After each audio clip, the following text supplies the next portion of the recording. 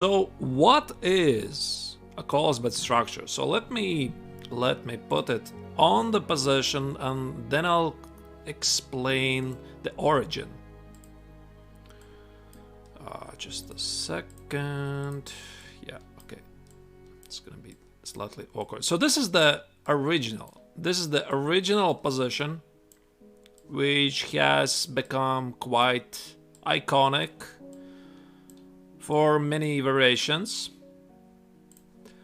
So you could reach this position from several openings. So one of the openings is probably most notably the Queen's Gambit declined. Then there's the Groundfield defense timeout of variation. Then there's the Caracan exchange variation. Then there's the Queen's Gambit declined Ragozin variation and the London system as well. So number of openings they can reach exactly this pawn structure. So I think it's a good idea to invest some time to study certain pawn structures, because if you know the best ideas how to play them out, then it's going to be much easier for you to play the actual position without knowing too much actual theory. So let's start with this one. I'll explain the basic concepts about the traditional ideas at white's disposal, at black's disposal, and what you should be taking attention to. So normally white is looking forward a queenside attack. This is what we call attack on the pawn majority. So that involves playing b4, a4, and b5. So the idea is this. Let's say I'm gonna of course gift a number of tempos for white. Let's say b4, a4, b5. And the whole idea is try to establish a weakness at a queenside. So white wants to take on c6, b takes, obviously presuming there's still a lot of pieces on the board. It's not just the pawns, but I'll just keep it with just the pawn so that it's easier for me to explain the structure. And then use those pieces. Try to get to this weakness on c5. So let's say white is the move, black does something, b takes, potentially there might be some rook, there might be a knight, there might be other pieces, maybe knight here, or also this makes a very nice outpost on c5 for one of your pieces to block it and then try to win this weakness. Another idea is to push a5, a6 and try to get to the pawn on a7. Let's go back a little. So that is ideally our plan. So white plays b4, a4. Black might try to stop this. So again, if he push b5, b takes, that becomes a weakness. Okay, maybe before he starts to stop it, let's say what happens if he takes on b5. So c takes, a takes, let's say he plays something like a6 or a5, doesn't matter, b takes and b takes. So this is again quite an important pawn structure. And it really depends how many pieces there are on the board. Because with just the pawns, I think that black is doing just fine because he has the outside passed pawn. And this is a moment when a lot of people are experiencing problems how to properly play out this position, because they think I have an outside passed pawn, it should be great for me, right? But it really depends amount of the pieces on the board. So let's say we imagine a position. I'm gonna position a king on the board for white, a king on the board for black. Let's say a couple of pieces, 2 rooks, and let's say 2 rooks. Now this position is quite dangerous for black because the pawn on a6 is not really considered to be a strong passed pawn, it's a weakness.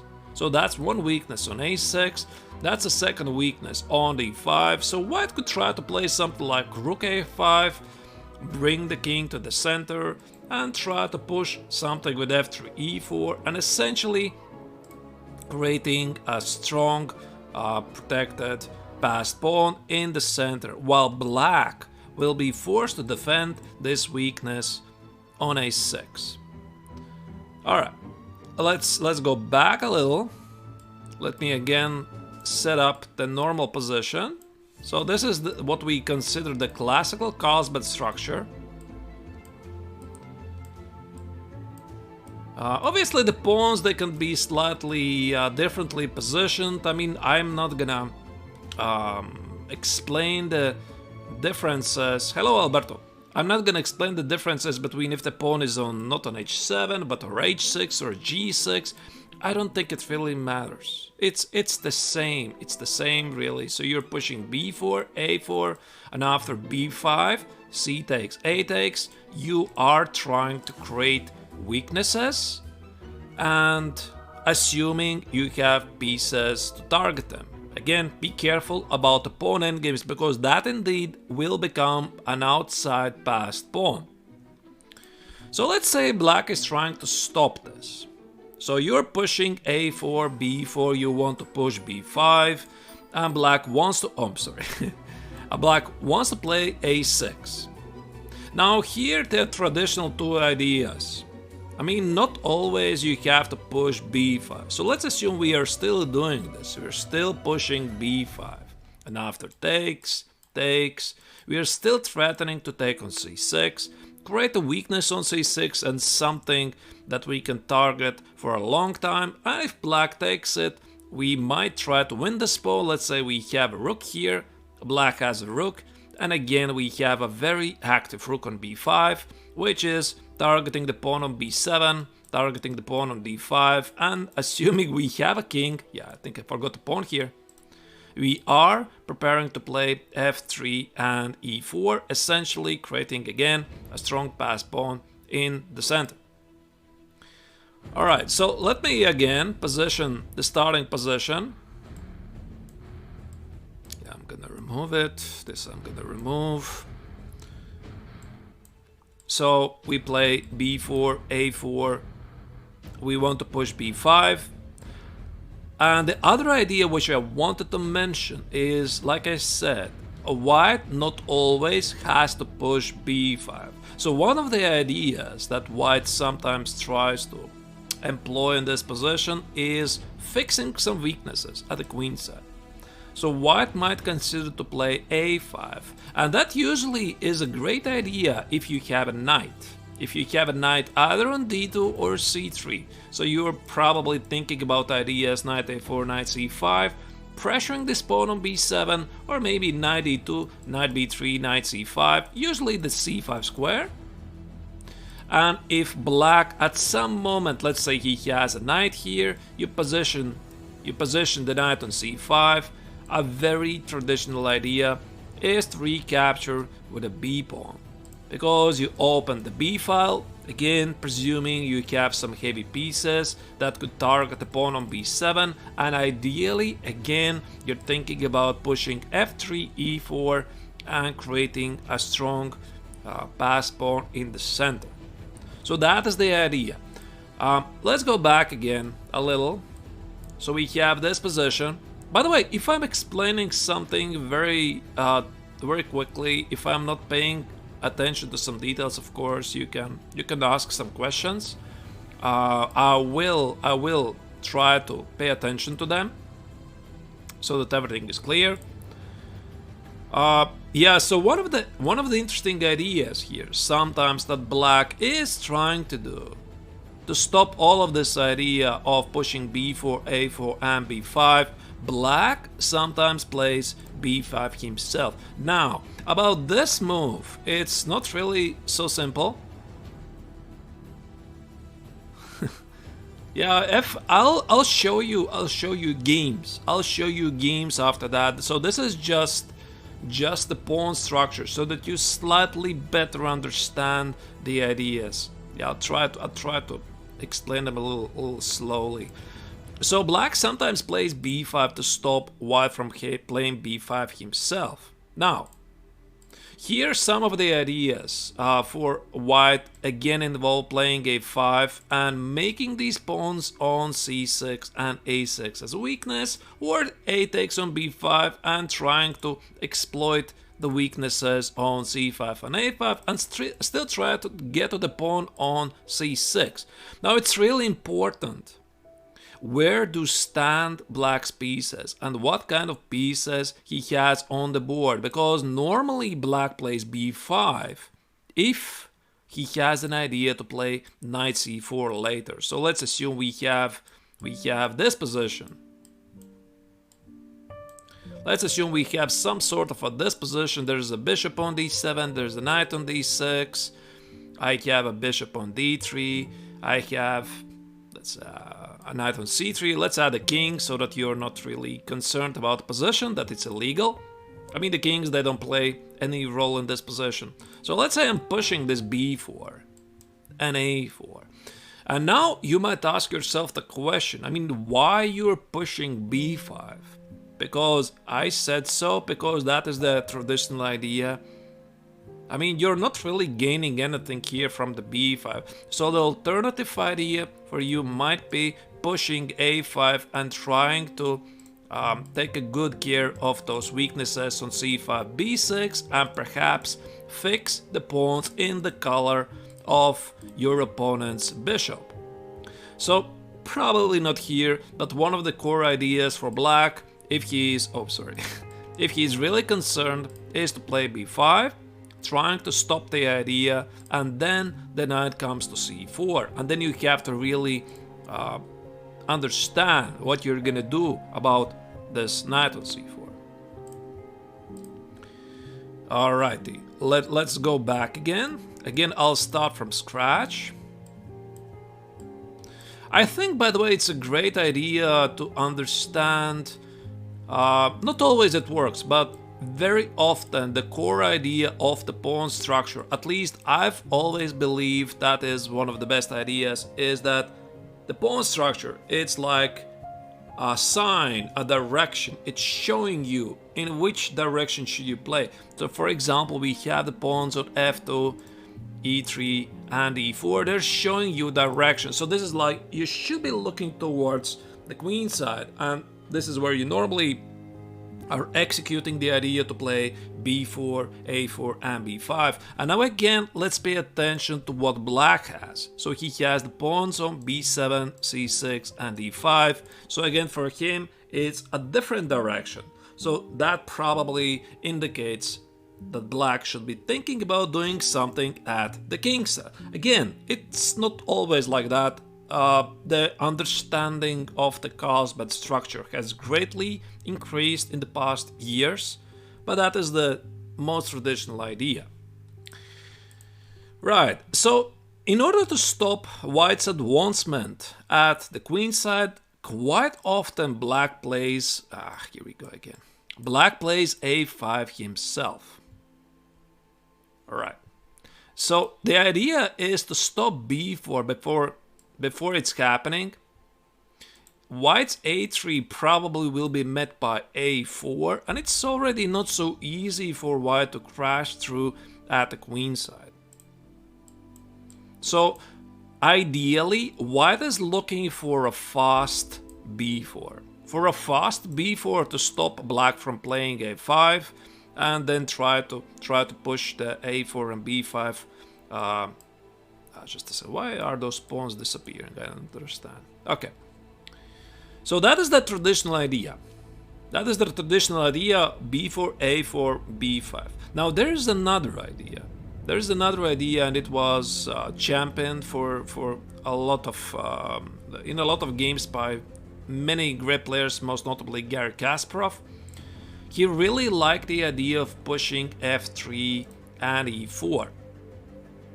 And the idea is we are trying to create a strong pawn center, and let's say we're pushing f3, we're pushing e4, d takes, f takes, and perhaps even d5. And by doing this, white has created a strong passed pawn in the center. Right, okay, I hope I made a little introduction about the pawn structures. Now I'm gonna show you some games. So why it's called the Carlsbad structure? I think it's quite important to know. Just a second. I'm gonna. Where is it? I'm gonna find it.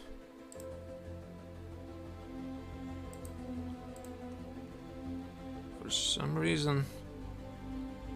Just a second. Your news. Why can't I? Okay, here we go. Yeah, so good morning, Morten. Good morning. So all of it started in 1923. At least that's how the legend goes. There was a great tournament in... Okay, I don't want really to lie because I'm not so good with history. I'm pretty sure it was in Czech Republic. Carlsbad tournament, 1923. A lot of great players played there, including future world champion Alexander Alekhine. He was not champion at the time. Yeah, I think it was Jose Raul Capablanca at the time. So it was Alekhine, it was Tartakover, it was Bogolyubov, Tarash. Many great players that played in this tournament.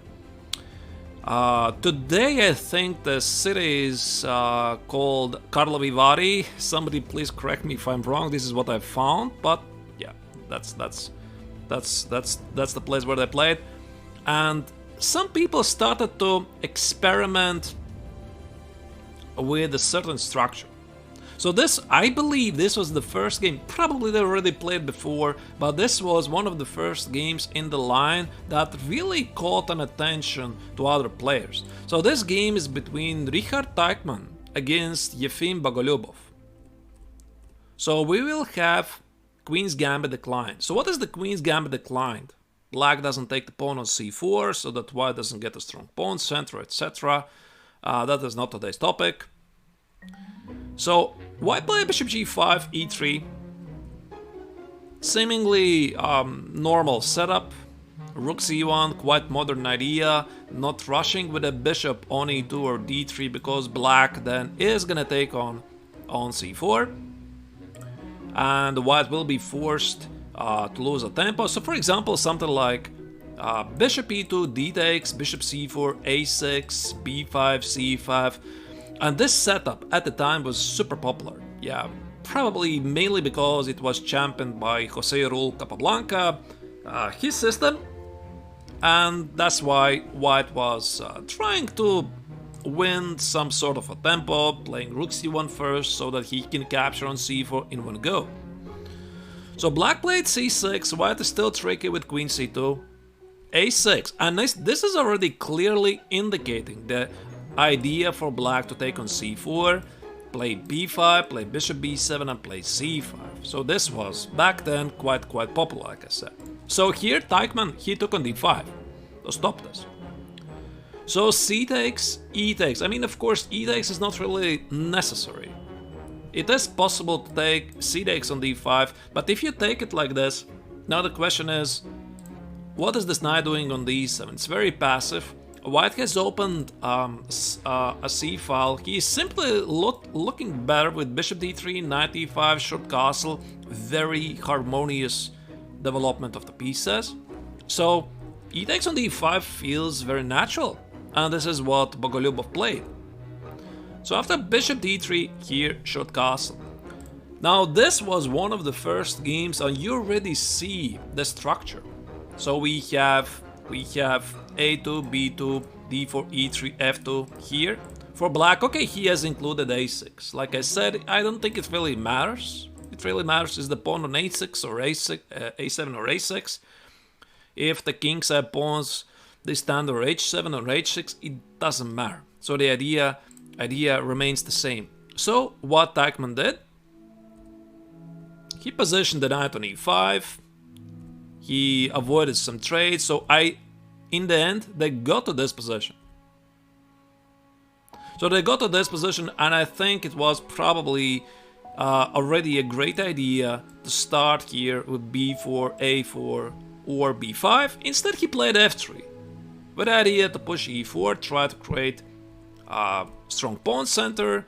He traded queens, and now, although he did transpose the knight to c5, and after knight c5, b takes, he got slightly better position, but the black bishop on c8 protects the pawn on b7, and yeah, they played a couple of moves and agreed to a draw, because they realized probably there's nothing to do.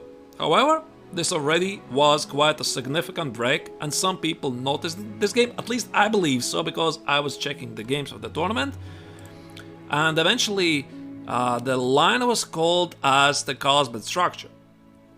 The second game was played by Geza Marozzi, another chess legend, against Rudolf Spielmann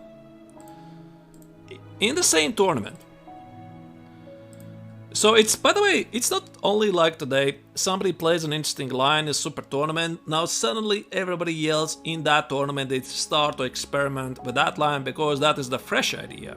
And you want to play it out yourself, you want to feel how it really plays out. So Geza Marozzi, the Hungarian chess legend, he was playing this with white. Again, he played bishop g5, normal development, queen's gambit declined, the same idea, queen c2, a6, and again he took on d5. Same idea, exactly the same moves. So they played it out. Now this time, Spielmann played knight e4. Instead of knight f8, which is played in the previous game, he played knight e4. And Marozzi, he was trying to employ the same idea. g3 is a nice careful move, so that black cannot push f4.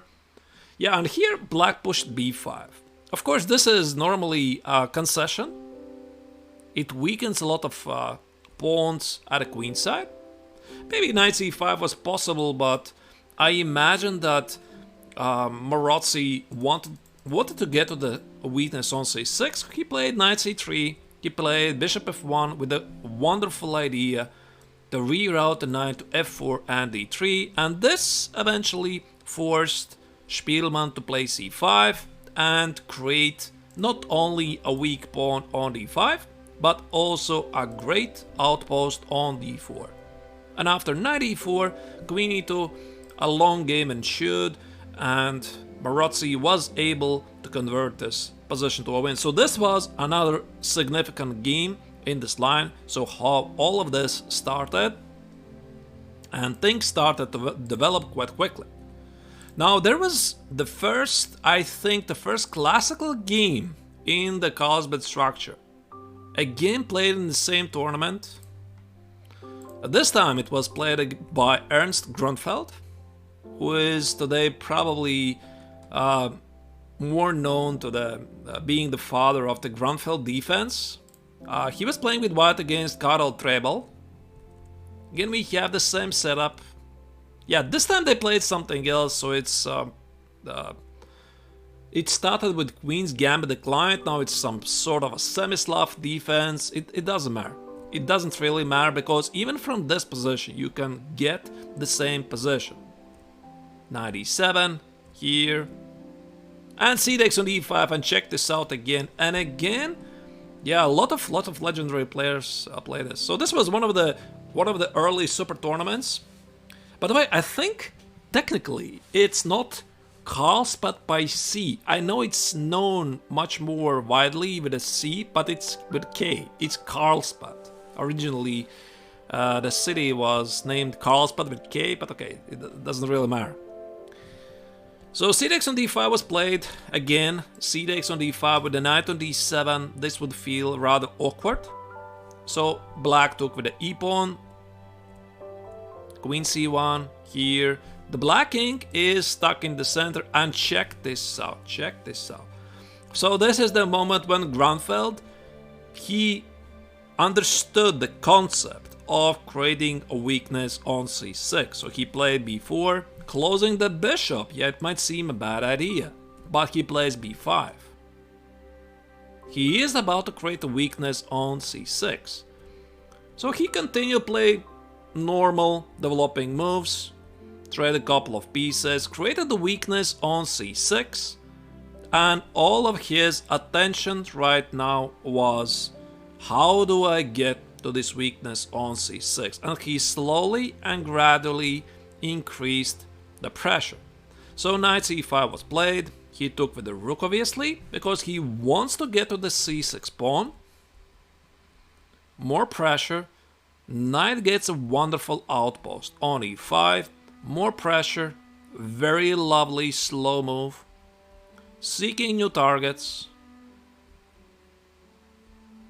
Quietly improving the position until his opponent collapsed. So he was pressing and pressing and improving and pressing and improving and pressing and da. We go forward. His opponent was trying to hold the position together. Eventually Grunfeld crashed through. So this was a wonderful display by Grunfeld. So he scored a convincing win, and I believe this was one of the first classical games of the Carlsbad structure. Obviously, they already played in the same tournament number of games. Maybe I didn't explain it more thoroughly. They had a couple of games in the same system, in the same Carlsbad tournament, where Black did play b6. Let me again put you the pawn structure. So we have the same structure. And sometimes Black was playing b6. b6 to position the bishop on b7. But this makes White's task easier to get to the weakness on c6, so he doesn't really need to play a4, b4, b5, try to get to the pawn on c6, because it's already weak. And normally White would accumulate a lot of pieces, try to get to this pawn, and then after c5, White normally takes on c5, and if Black recaptures with a piece, this leaves Black with an isolated pawn on d5 and a great outpost on d4, most notably for a knight. But after b takes, after b takes on c5, these pawns potentially make a very nice target. So this would be a slightly different topic, the hanging pawns. And so I'm not going to show you them because I don't think they really relate to the Carlsbad structure. So this is something else. These are the hanging pawns. So let's move on. This is what I played in the Carlsbad tournament, and ever since, the understanding of how to play out this opening, this pawn structure, has changed. So let me show you the next game, which is quite a modern game for modern times. It was played in 2010, but I think it's a wonderful example how to play out this position. Just a second.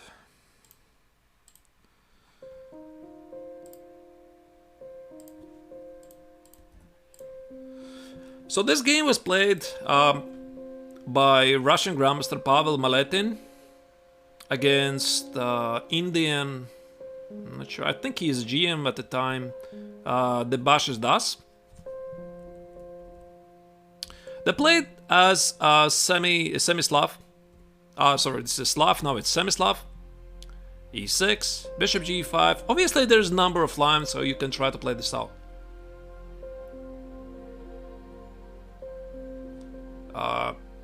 F is asking, can I wait for a few moments when I reach the key position? Well, yeah, I guess. So after bishop g5, knight b7, c takes, and again please notice this very interesting moment. You already probably have recognized the pattern. White takes on d5 only when the black knight stands on d7. So if I would play here c takes, the black knight can go to c6. So we wait for the black knight to get to the d7. Now we take on d5. Now after c takes on d5, c takes on d5, this is possible. But the knight on d7 feels awkward. So e takes on d5 is logical. And here, white was setting up the traditional idea. So queen c2, bishop d3, etc. So black was trying to cook up something there with knight f8, knight e6, g6. This is a very, very modern idea. So they didn't know the idea at the time, back at in the Carlsbad original tournament, 1923. Obviously, ever since the understanding of this variation has evolved. But the idea is to try to exchange this very powerful light square bishop. So white just played the short castle here, and again white is pushing b4, a4, b5. So if black is going to play a5, we are going to play a3. So let's say we play a5, a3. Let's say we are continuing with the idea to play knight g7, b4, a takes. We have the a file, but it doesn't give anything. And now, of course, the question is, should black allow to play b5? Because if we don't, we have to play b5 ourselves. But this makes a pawn on c6 as a weakness. So something like knight e5, presumably rook c1, knight, I don't know where it goes. Maybe try to somehow rearrange the b3, a5 or c5. And the black knights, they're not really ready to jump to c4 and try to exploit this outpost on c4. So clearly black was considering this. This is a traditional idea, but he played knight g7 right away. So b4, a6, a4. After bishop f5, b5, white achieved what he wanted. So this is again the ideal setup. And again, it's tough question for black what to do. I mean, a takes on b5, a takes on b5, that is a very traditional idea. But c takes, a takes, and something like a5. I mean, this is very tempting, because it creates a protected pass pawn. But like I mentioned already before, now this pawn on d5 becomes a weakness. So black has the so-called 3 islands of the pawns. So we have pawns on b7 and a5, the pawn on b5, pawn on d5, pawns here. While for white, it's a lot healthier pawn structure. So the pawn on b5, it doesn't really qualify, I guess. So black is just suffering about having this pawn on d5. So in the game after b5, black took on b5, he took on d3, knight f5, and this is already minority attack for the set. This is minority attack. So the bishop f6 here, takes, knight e2. Now again, this is a dream position for white, because black has no targets at the king side, right? I mean, you should be asking yourself, what is black supposed to do here? Only sit passively in the defense, do nothing? No. He should be looking towards some kind of a counterplay at the king side. So white at the same time is doing two things. One thing, he is trying to get to this weakness on c6. The second thing, he is with one eye looking back what is happening at the king side and making sure that his opponent is not creating enough counterplay. So the game proceeded like this. So that's a weakness. Knight e2, very nicely countering the knight on d6. Here, trade, here. And now white just starts to pressure. White just starts to pressure this pawn and slowly improves the position. The knight goes to c5. It's okay to go for an endgame, and this is a nightmare endgame. So having created one weakness on c6, white now creates another weakness at the king's side. Black can try to push c5. GM Axel is asking, yeah, but the question is at which moment? At which moment? Yeah, it is possible for black to try to push c5. I'm gonna come back to that question. So here, white created another weakness at the king side. So already this rule is known ever since by Neiksans. If your opponent has one weakness, what do you need to do? You create another weakness. So white is doing exactly that. He is trying to create another weakness at the king side, involving in the game all of the pieces, and eventually check this out. This looks so lovely. Such a knight power. So we have one weakness on h6, one weakness on c6, and eventually white crashed through. I'm not saying it was the perfect play, but Maletin played here wonderful positional game. Yeah, now the question is, should at some moment black push c5? Yeah, but the question is, which is the moment? So let's say here. So we're pushing c5 to stop all of these ideas, right? I can even include a5, a3, and c5. White almost always is very happy to take on c5. Hello, it's Vishensuk. So something like knight c5 or bishop c5, this is an eternal weakness.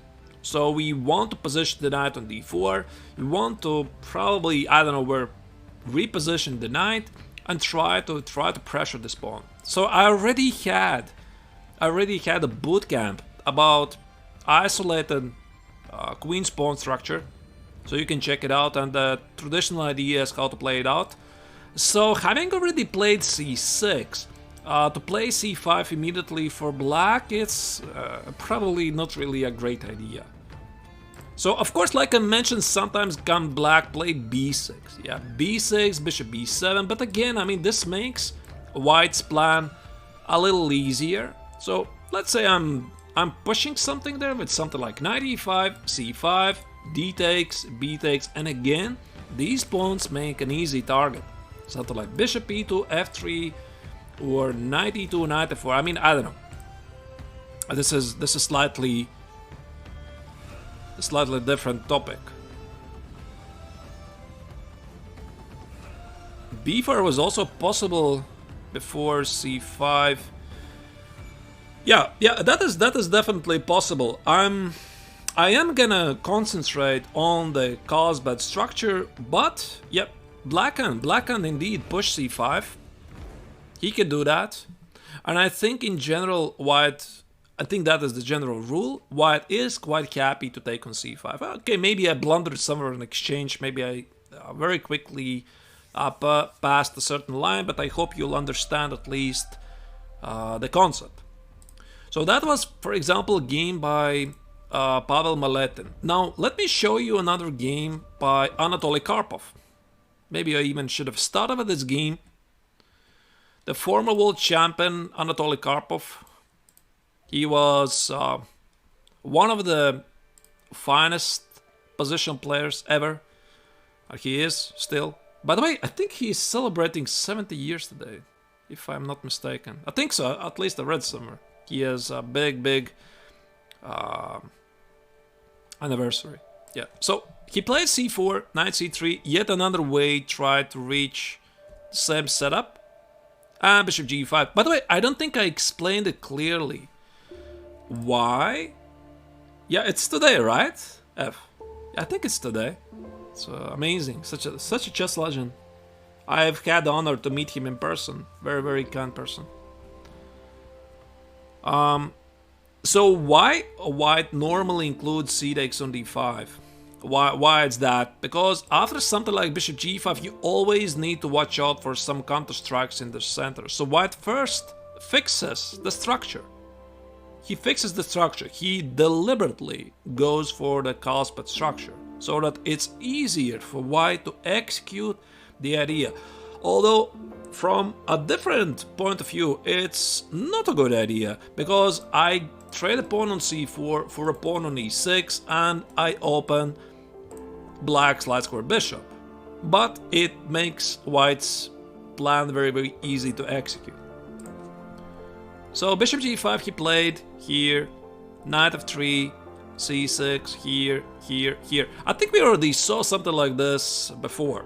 So all of this has already been played before. It was played back in 1923, maybe with slight changes in the moves. So rook e8, knight f8, h3. Yeah, h3 is quite a traditional idea to stop some bishop g4 ideas from happening.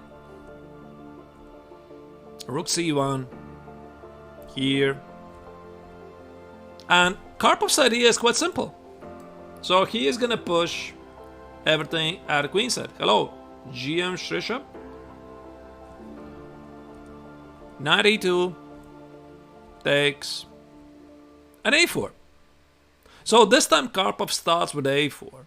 I think the idea is to keep an eye on the c4 square, because if I'll march immediately b4, I need to understand what is happening after knight c4. Knight c4 and b5. By this order of the moves, Karpov makes sure that knight c4 is not really a threat, because, okay, not immediately b3, but I could try to prepare this idea to play something like queen c3 or queen d1 and then play b3, not missing any fork ideas, and then still try to resume the original idea. By the way, White still wants to create a weakness on c6, so that's not the only idea to push b4, b5, try to create a weakness. Now here, White has an idea to push a5 and a6, and try to get to this weakness on c6. So Black played rook c8 and stopped that. Queen c5 is another great idea.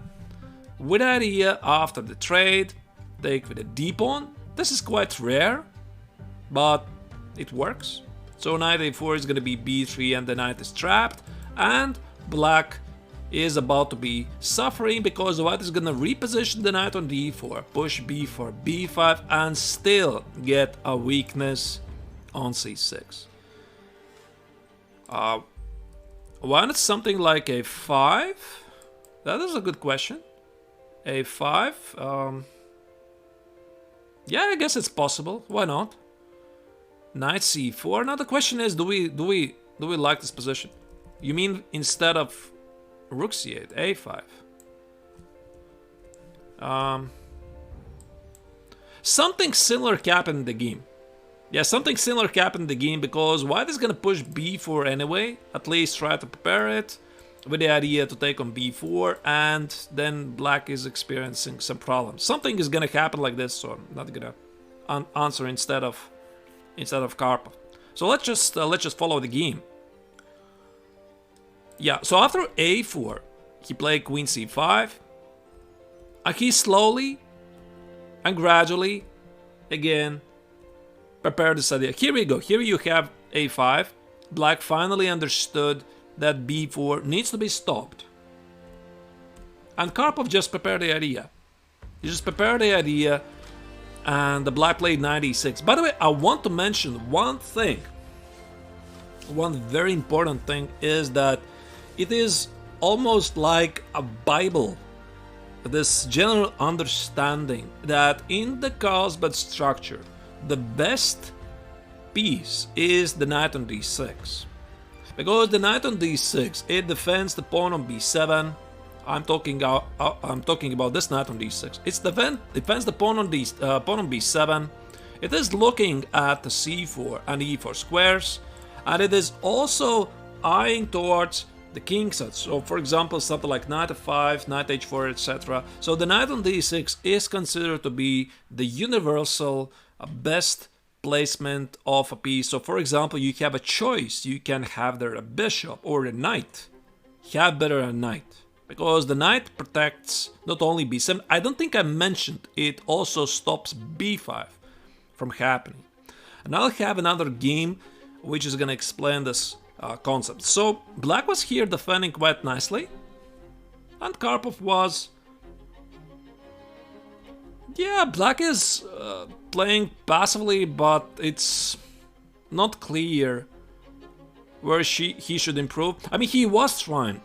Check this out. Check out the last moves that Black is playing. He was trying to create something at the king side, because he has the bishop on c8. It is a passive piece. I don't deny that. And he should be looking towards the king side. And this is exactly what he was trying to do.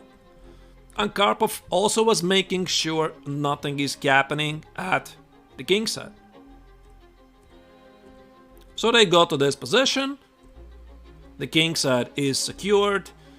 Now Karpov makes sure that he punishes his opponent by creating another weakness on h4. So that's quite paradoxical. I mean, Black knew that he needs to create some kind of a counterplay at the king side. Instead, all he did is creating another weakness. So it's not really so simple. So eventually Karpov pushed a6. He did create a weakness on c6 and his opponent collapsed very quickly. He played queen a8. I don't know why queen a8, why not bishop d7. Probably the opponent's c6 already is falling. And after a capture, bishop d3, white wins, another pawn on h4, and Black just resigned. So of course this was not a perfect defense by Black, but again check out how simple plan it was for White. White deliberately goes for the Carlsbad structure. He simply castles short, makes a very nice prophylactic move like h3, making sure there's no bishop g4, and simply starts an attack at the pawn minority, b4, a4, b5. And I think it's quite crucial for this position to have Black, this terrible bishop, against White's good bishop. Alright, let's move on, and now I'll show you another position. This time it was played by the reigning world champion Magnus Carlsen, who also has been known to test the Carlsbad structure occasionally. This time he played this game against Lazaro Batista Bruzon, one of the leading Cuban grandmasters. They played this in 2015 World Rapid Championships. Okay, it was a rapid, but still, I mean, it was quite a nice game. Karpov makes it look easy. RP Chess, I like how you said. I mean, Karpov makes everything look easy. Yeah, Karpov, Carlsen, they're such great positional masters that they play these easy moves that... yeah, makes me wondering why I'm not playing it myself, right? Right, so Carlsen was playing this game with White. Again, c takes, e takes, and bishop g5. We're going for the same structure. I want to mention about early queen c2. So, about the Carlsbad structure, White very often is basing its counterplay against this bad bishop, and Black is slightly suffering.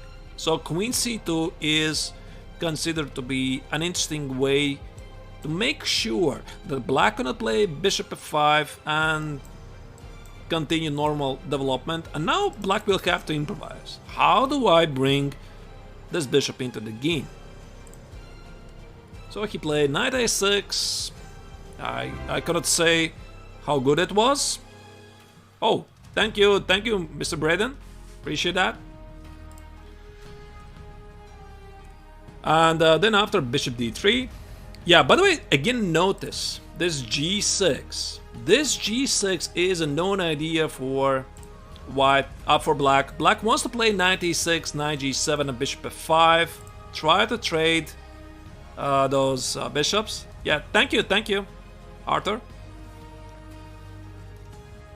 Yes, RP Chess, this is exactly like exchange Caracan. I'll have examples for you about that as well.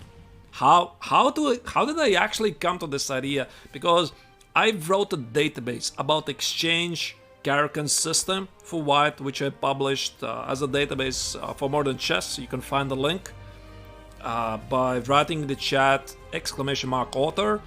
Is gonna bring you over to the databases. So I was explaining an easy way how you can try to combat the annoying Caracan system, and Carlsbad structure was one of the core ideas of the entire database. Yeah, I'm gonna show you some examples. Yeah, so Black plays g6 with the idea to play knight e6, knight g7, knight f3, here, castle. Yeah, again, I'm not sure how really actual is the theory. So b4, a6,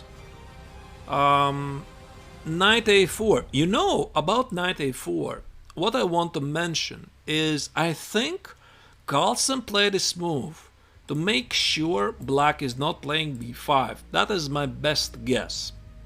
So he could have played something like rook b1. Makes logical question, right? I mean, why didn't play rook b1, or maybe even the other rook b1, with the idea to push a for b5? I think so.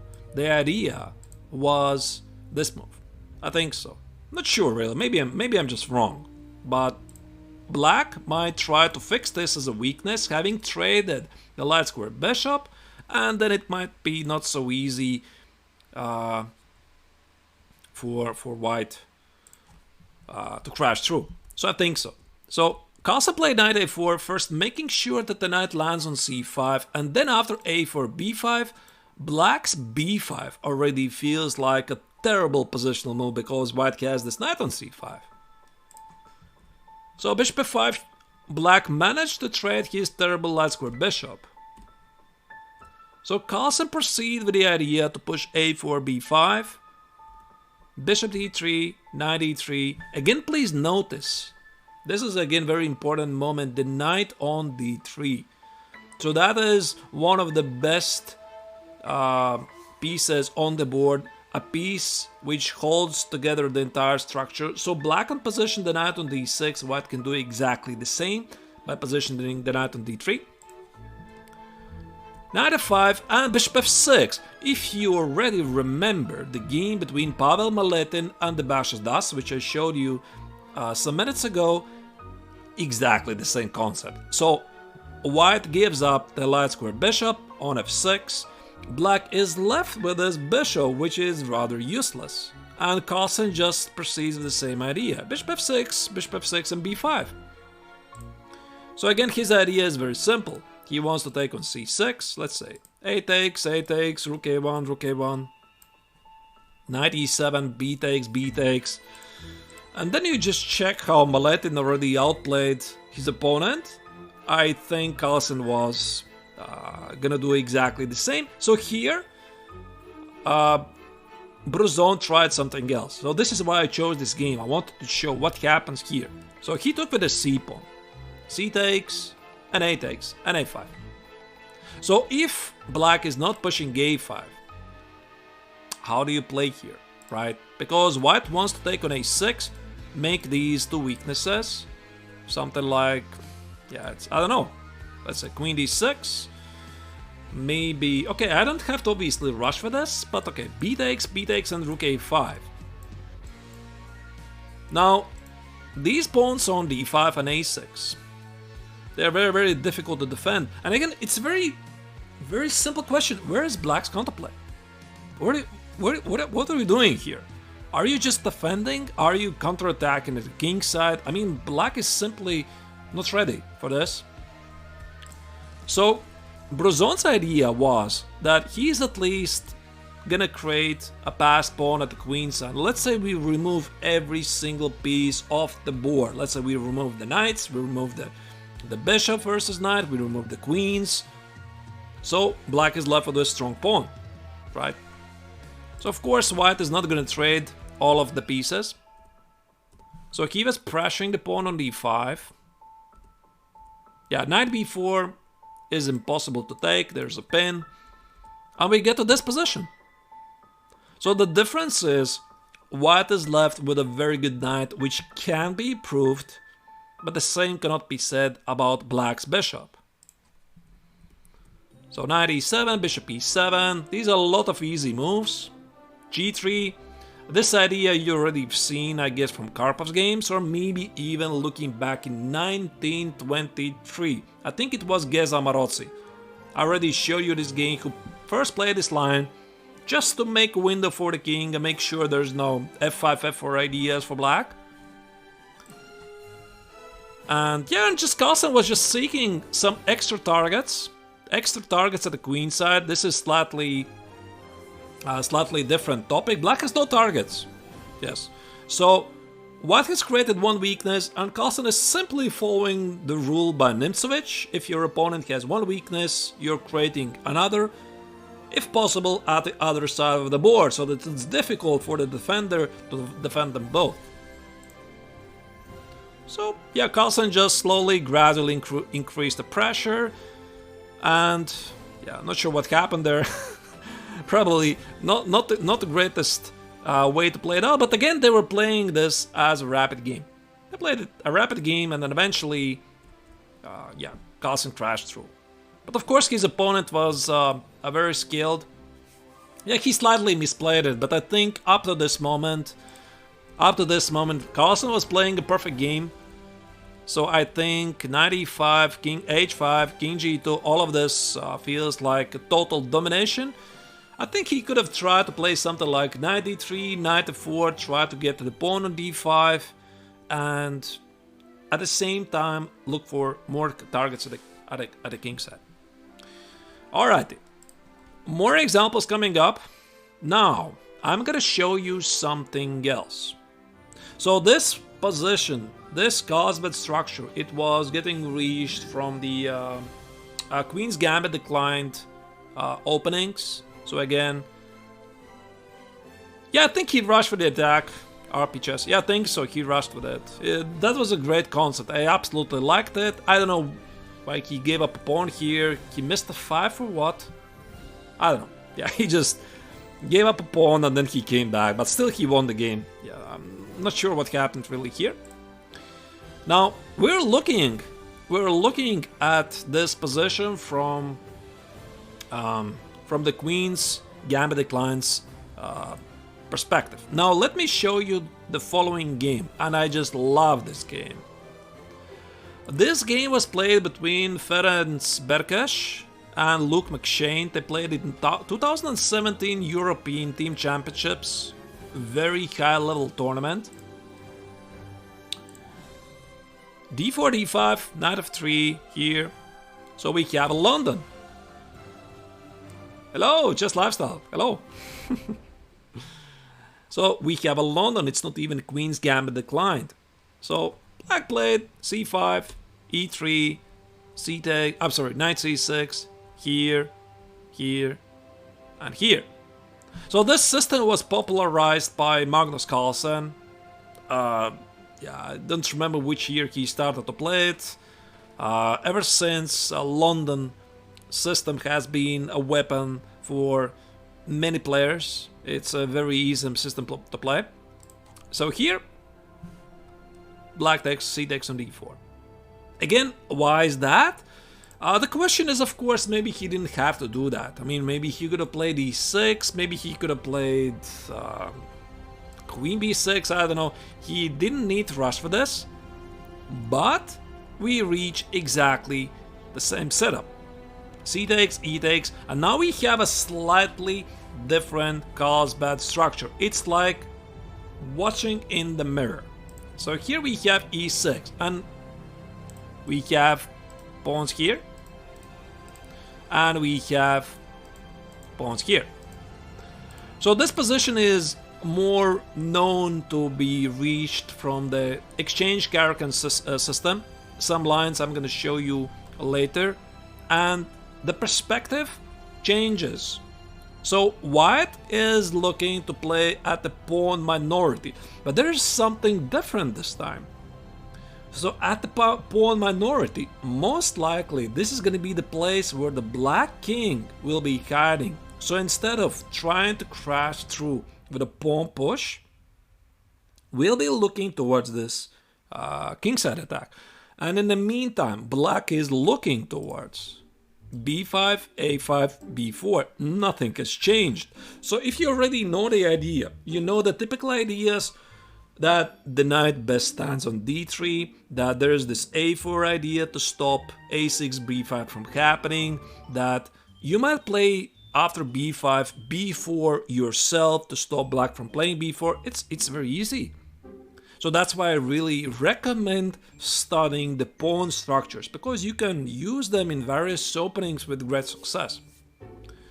So, but the particular game they played queen b3, here, and here, and this position directly transposed with exchange Carcan system with queen c8, which is quite a topical line.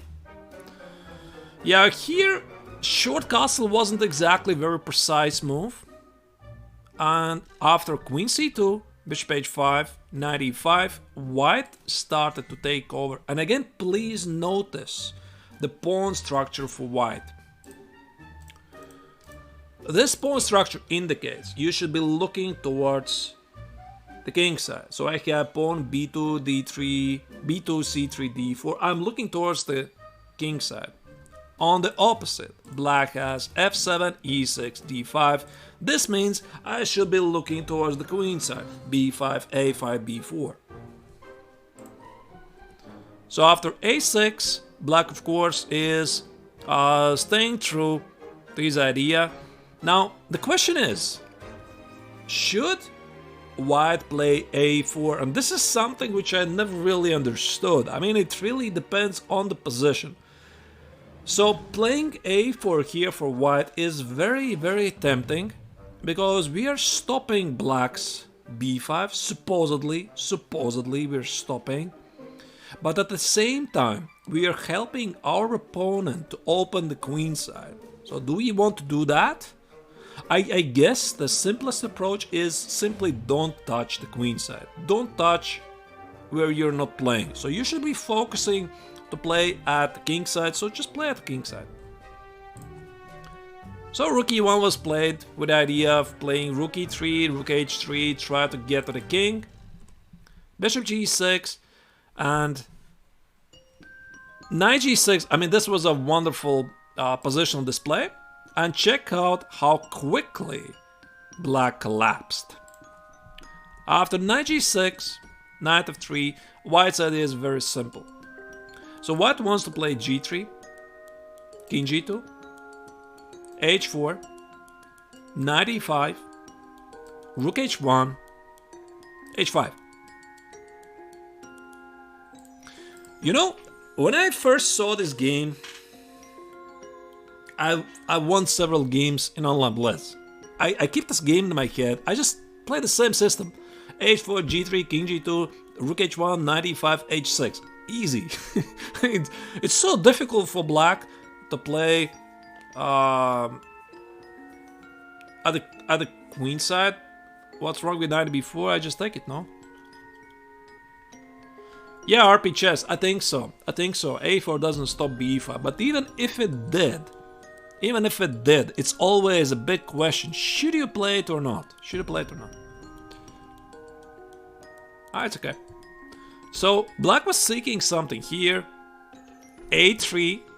Yeah, I think this move is winning white some time, because black needs to prepare to play a5 to push b4, because now after a5 the pawn on b5 is going to be under attack. The bishop on d3 is attacking the pawn on b5. So he needs to prepare it.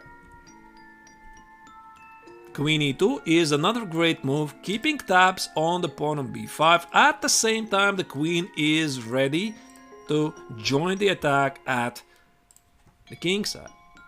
Yeah, and here black was just waiting something, I don't know really what. And white just slaughtered. Black. And that's it. I mean, there's completely no counterplay for black. Black has simply forgot that he needed to push a5, b4, and eventually... Okay, I don't think it's really so important. White started this very powerful attack at the king side and was rewarded by a full point. So how did this happen again? Let's go back. Let's check this out. So white goes for a known pawn structure. Explain queen e2, okay. So queen b3, the idea is dislodge the black queen. Bishop d3, here. White is preparing to play knight e5, pinning the knight on f6 to protect the pawn on h7. So bishop h5 is a very reasonable move. This game was played between Ferenc Berkes. He is a very strong Hungarian grandmaster, against Luke McShane. dubbed as the world's strongest amateur. He's about 2700, but I think he's working in investment or something. Yeah, very, very good, a very talented player, but I mean, this time he was completely powerless against White's initiative. Yeah, so 95 makes sense, and you cannot take it, right? Because I'm gonna take with a D pawn, and the pawn on H7 still is lost, and with a check. So he played A6. Okay, this probably is slightly too slow. Rook E1, Bishop G6, takes, and the moment... Yeah, about Queen E2. Yeah, maybe I didn't explain it. About Queen E2 is the queen is closer to the queen side, to the king side, and also slowly slowing down Black's intention to play A5 and B4. Yeah, this is a great resource. I definitely recommend you this system to be played, especially against the Caracan. Hello, chess winner.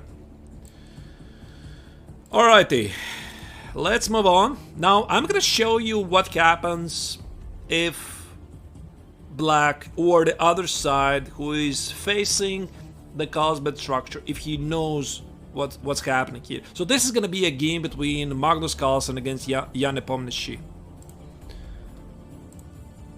They played it in this year's one of the Carlsen Super Tournaments online.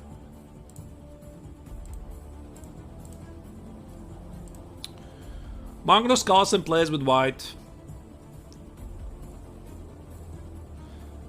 So he played E6, D5. Again, C takes on D5. Again, the question is, if you don't like this setup from Black, if you feel that the Carlsbad is dangerous, don't play with this order or take with the knight. By the way, taking with the knight here on D5 is also rather popular. Quite interesting, but okay. Nepomniachtchi took with the pawn. Bishop G5, Bishop B4. So this is part of the a very similar idea of the Rogozin defense. So what is the Rogozin defense? Maybe I should explain it in detail. Rogozin defense is a very popular setup. After knight f3, d5, knight c3, and bishop b4. So the idea is Black is trying to create some friction in the center, force White to take on d5. For example, there's the system with queen a4 check, knight c6, e3. Yeah, what was it? I think it was something like short castle, a3, bishop d6, c takes, e takes.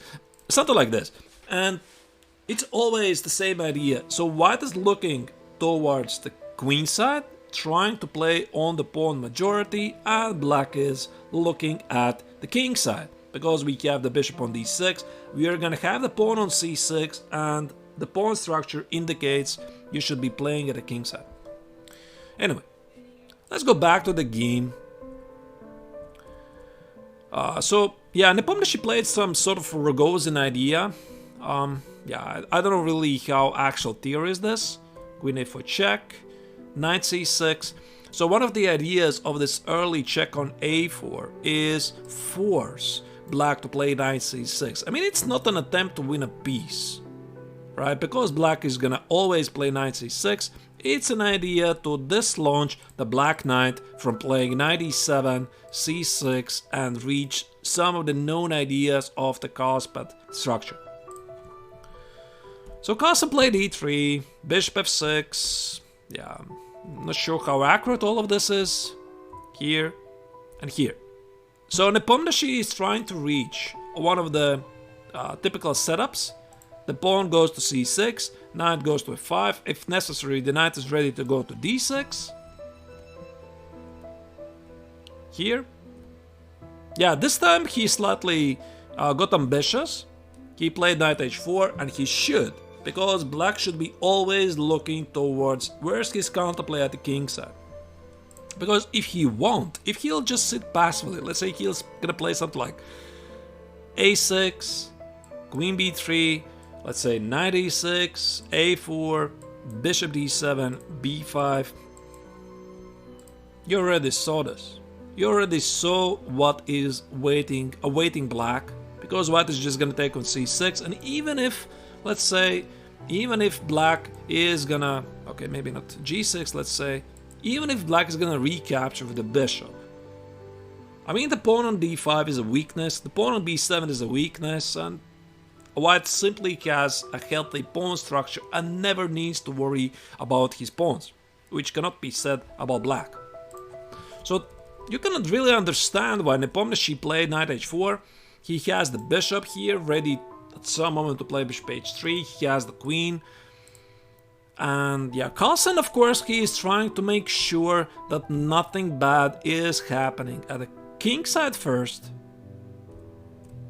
And he still pushes b5. By pushing b5, he always needs to make sure that black cannot go past with c5.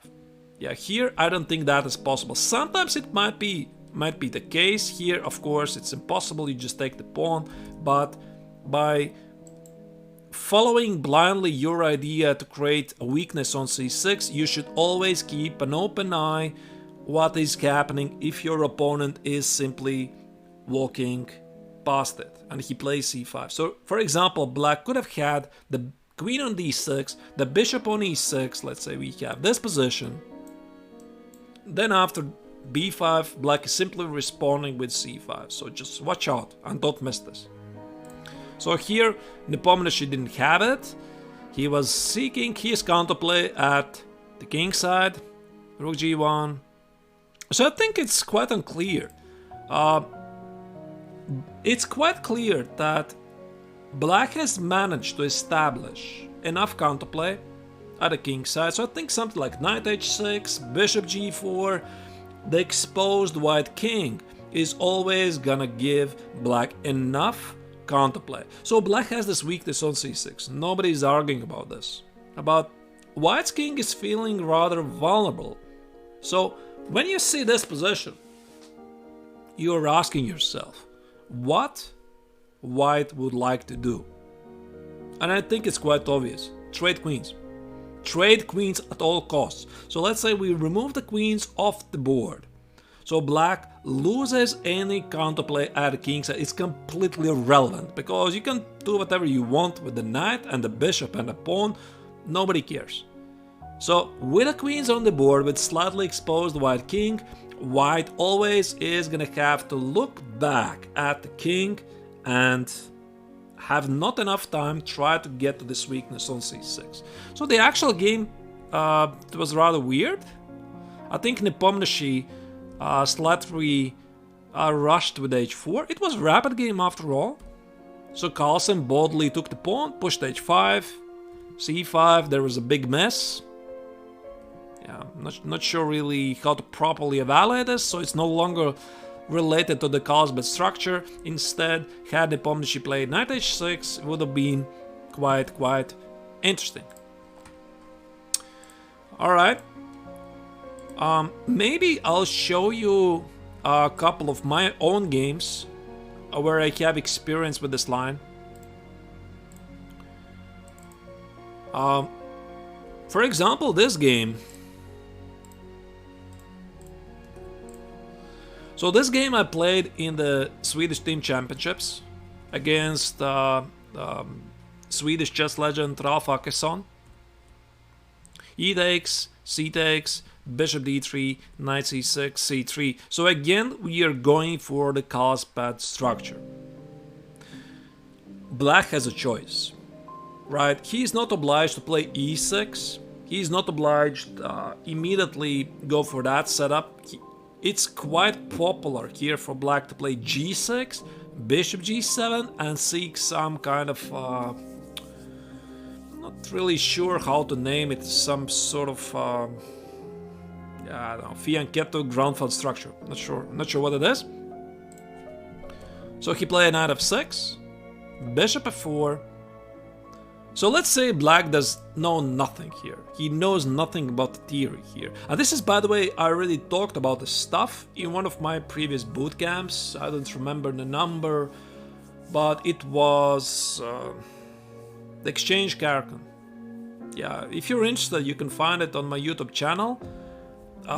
In the playlist, yeah, I don't remember the number, the exchange character system, and I was already explaining this concept in detail. So for example, if black plays something like e6, here, bishop d6. So white's idea is very simple. Knight e2, knight e5, f4, just start a free attack at the king side. So instead he played bishop g4, which is top-notch theory.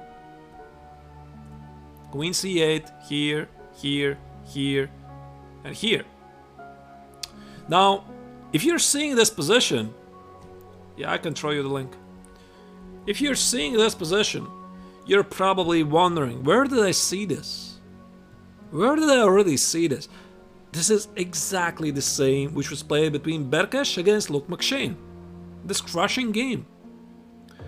And slightly different stuff. It was played d4, d5, knight f3, knight f6, bishop f4. It started with the London. This time it started with the Caracan exchange variation, but it leads to exactly the same position. So my opponent, he played shoot castle, slightly inaccuracy. Here, here, here. And instead of McShane's a6, Akison played bishop g6. Now, where do you think I got the idea of playing knight g6 here? Why didn't I take with the bishop, right? I just remember the idea. I just remember the game. Knight g6, knight f3.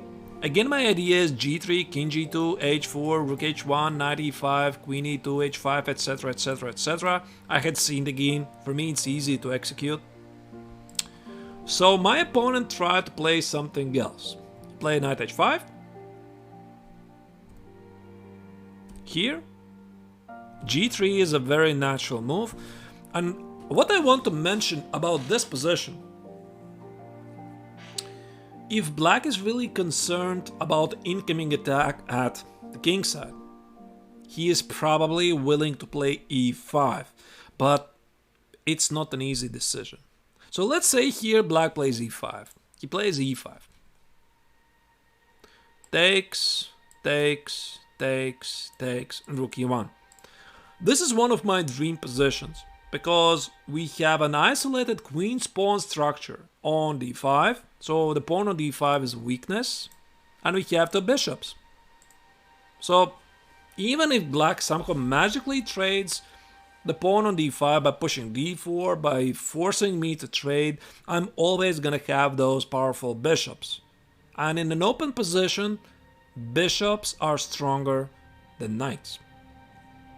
So this is why he didn't really play it. He played it first, queen c7. He played rook e8.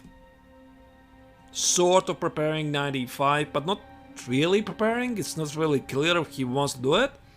Knight g5, knight f6. And here, yeah, it was very, very tempting to play f4.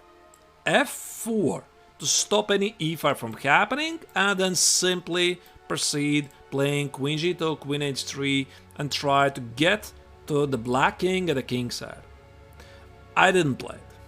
I didn't play it because it weakens e4 square, and some of the common ideas involve rerouting the knight for d6 and e4, or knight e7, prepare f5 if that is even possible, knight f6 and knight e4. So I provoked my opponent to play e5 right away, to go for the isolated pawn structure, and we got a long positional maneuvering game, which I somehow won in the end. It's not really relevant, the remaining moves, because this position no longer is the Carlsbad structure. I'll show you another game. This game, I was quite surprisingly playing from the black's perspective. Last year I was playing during the short break of the COVID first wave. The first wave just ended, and I traveled to Estonia. There's this great tournament, Ilma Raud Memorial, And I was playing against the FIDE master. Yeah, I think he's a FIDE master, Andrei Shishkov. And he played some sort of a Nimzo line. And I was looking for some variety. So normally I would play here short castle. But okay, I decided to play d5 here. C takes, E takes, and bishop g5, and again we have a Carlsbad structure. So I'm gonna play most likely c6, most likely he's gonna play e3 with all of the traditional ideas. So I played h6 with the idea so that after bishop h4 there's some ideas to seek very active counterplay. c5, knight c6, knight e4, bishop f5. Very interesting ways how black can get very dynamic game. So you just took it. You just took at f6. Here I played a3. Takes, takes. c6 and e3. So we have a classic setup, and I was quite unhappy about the position because I knew perfectly the best ideas, the best practices from White's perspective. So White is again looking towards this queenside attack with b4, a4, b5. Black is of course looking towards something at the king side, but we have so limited pieces on the board that yeah, it could be difficult to achieve something. I'm missing this bishop on d6. If I would have the bishop on d6, let's say he would have the dark square bishop, so this would be a great position. I don't have it. So it's gonna be difficult for black to do something. All I knew here is that I need to get my knight to d6 as quickly as possible. How do I get it there? So bishop f5 here. And I realized that probably my bishop is gonna be one of the worst pieces very quickly. So I traded it by losing a tempo.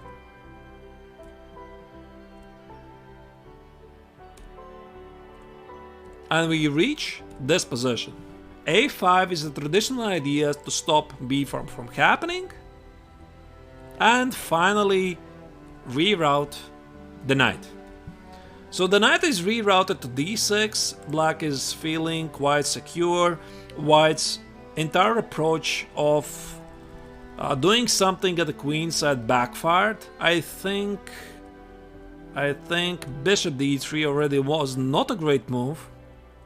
So I managed to play a5 just in time, and I'm threatening to play a4. The entire idea of b4, it just didn't materialize. So he played a4, and all I needed to do is reroute the knight to d6. Because from d6, the knight controls every single square around it. Yeah, and from here my opponent started to play extremely badly, created more weaknesses than he shouldn't have, and yeah, he slowly lost the game thread. So it's not really that interesting anymore. Just wanted to show this moment that the Carlsbad structure is possible to get from various openings. Yeah, so I already named the Queen's Gambit declined. Then there's the Rogozin defense. There's exchange, Caracan variation. Then there's the London system. There's the Nimzo Indian as well. Probably other openings as well. All right. Another idea, which is quite common for the Carlsbad structure, is White might consider to strengthen the knight on e5 with a pawn on f4, and this is gonna take us to a very ancient game. Just a second. So Harry Pillsbury, 19th year 1900, unbelievable. So Harry Pillsbury was playing this from the West perspective against Georg Marko. I don't know who he is. So again, we have Queen's Gambit declined. About the b6, I think the core idea here is as soon as your opponent is playing b6, you're already quite happy to take on d5 yourself. So let's say you already want to take on d5, c takes, e takes, whatever. I mean, rook c1, bishop e2, short castle, a3, etc, etc, etc. As soon as your opponent is gonna push c5, just take it. Either it's gonna create the past isolated pawn on d5 or hanging pawns, a very easy game. But okay, I mean, they did play this in 1900 year. They didn't know much about this particular setup at the time. And here Pillsbury played 95. 95, 97, and a 4. This is quite interesting and poisonous setup. White is keeping the knight on e5 with the idea to recapture one of the pawns and organize a strong pawn formation at the king side. c5. Yeah, but here's the major difference.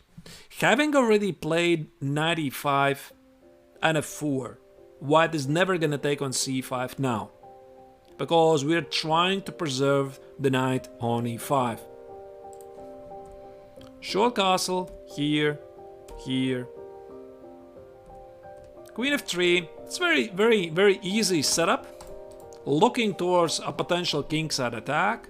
Sorry about that. How did this happen? Yeah, so queen h3, threatening something here. g6, f5, and white started already a decisive attack. Yeah, the question is, where did black make a mistake? Probably around here. He started to play very passively. I think with the knight on e5, it makes sense to play c5 and knight c6. He played very passively. c5, c4, killing all the tension in the center, leaving white with free hands to conduct something at the king side. Why not c takes on d4? Yeah, that makes sense. I think c takes, and I think knight e4. I think this makes a lot of sense here. So knight e4, try to trade off the bishops, maybe something like knight f6, try to strengthen the knight. Yeah, so obviously one of the biggest drawbacks for the entire setup, of playing knight e5 and e4 is weakening the e4 square. So something like c5, c takes, and knight e4, that looks very reasonable. And actually this is why it really looks even better for black to play c5, because the knight on e5, this already indicates that white wants to play f4, because it looks weird after knight e5, c5, d takes. Yeah, the question is, what is the knight doing on e5? For this structure, it doesn't do anything there. It should just go back, right? Back to f3 where it came. So it's all about order of the moves. All right, and then I have exactly the same pawn structure in another game. And this time I played it myself against David Navarra. So David was playing the system from the Nimzo Indian defense. d4, c4. We played this in European individual championships back in 2017. Yeah, David, he was number 1 in the field. Bishop e4, e3, here. We have some sort of a topical Nimzo Indian defense. I just want you to show the idea. Obviously, this is not gonna relate too much to the Carlsbad structure, but it's gonna show another side of this Pillsbury's idea of 95 and a4. Yeah, and here Navarra, he took on d5. and played knight e5 and b4 and f4. Strengthening the knight on e5, playing f4, and of course I already knew at the time that I have to seek enough counterplay, because if I'm not gonna do that, I'm gonna wind up like Pillsbury's opponent in year 1900, getting completely slaughtered at the kingside. So if my opponent is playing knight e5 and f4, queen f3, queen h3, etc., I need to be ready to do something at the queenside. And I did, yeah, I did successfully manage to organize enough counterplay, and after c takes, knight e4 was just in time, and eventually the game was drawn. There's a couple of more positions I would like to show you, another alternative ideas. So let's go back to the original position. So we have this position, just a second. So this is again the original Carlsbad structure.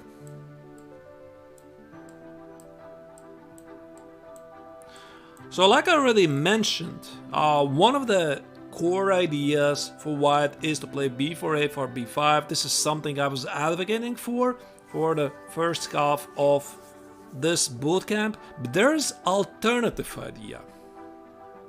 And this alternative idea involves f3 and e4. This is something which I already mentioned before, and it was used by many leading world players with great success.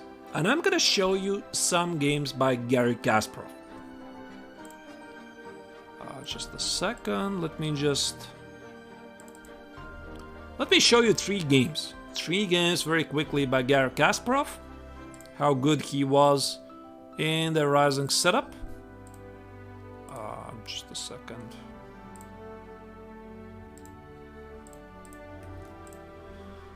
So this game, this was played against Nigel Short. Garry Kasparov was playing with white. Nigel Short was playing with black. They played us in the World Championship match. Not sure if you remember it. In 1993, when Kasparov split from FIDE. He was not happy how FIDE was being run. He and Nigel Short, they decided to play their World Championship match outside of FIDE's jurisdiction. And thus, this is the moment when the chess world was split into half. Probably most of you already don't remember or didn't even know it, but that's how it was. So this was a World Championship match in 1993, and Kasparov against Nigel Short. C takes, E takes, Bishop G5. Already, this is already familiar, right? Bishop E7 here, Bishop D3 again, stopping black from playing Bishop F5. And knight e2. Now about knight e2, this is already start of new theory here. Because if you remember all of the previous examples, everybody used to play knight f3. Knight f3, short castle, b4, a4, b5. Try to create something at the queen side, most notably this weakness on c6. Knight g to e2 comes with a different idea. Let me show you. Show castle, b4, an amazing resource. So I think the idea of b4. So of course bishop e4, bishop f6, queen f6, knight e5. I don't think this is gonna leave black very happy. And something like g takes. These pawns at the king side, they're not very good to enjoy the extra pawn. But I think the main idea for Kasparov playing b4 was preparing f3, e4 and making sure that his opponent cannot play c5 here. So a6, yeah, I think Short was slightly concerned about b5. Probably he was right. a3, Kasparov's idea is to prepare f3, e4. So we have a Carlsbad structure again on the board. And f3. And Kasparov already is ready to strike in the center. Play e4, d takes, f takes, e5, knight e4, and get to the black king. The knight on e2 is positioned greatly to push forward the pawn. Here, here, here. Slowly, but gradually, Kasparov made the idea of e4 happen. And it's not really clear how black should try to stop this. I mean, how do you stop white from playing e4 here? Do you play f5? f5 weakens the king. So let's say if I play f5, probably e4 is still possible. And his king is starting to feel very vulnerable. But another idea is I can even play f4. With that idea, try to take good care of this weakness. Yeah, probably even without f4. Yeah, I guess even knight c1, knight e3, and knight e5 right away. So, it's understandable that Short didn't do this. He allowed to play e4, bishop a2, new great square for the bishop, and at some moment Kasparov's advantage already was large enough, he simply crashed through.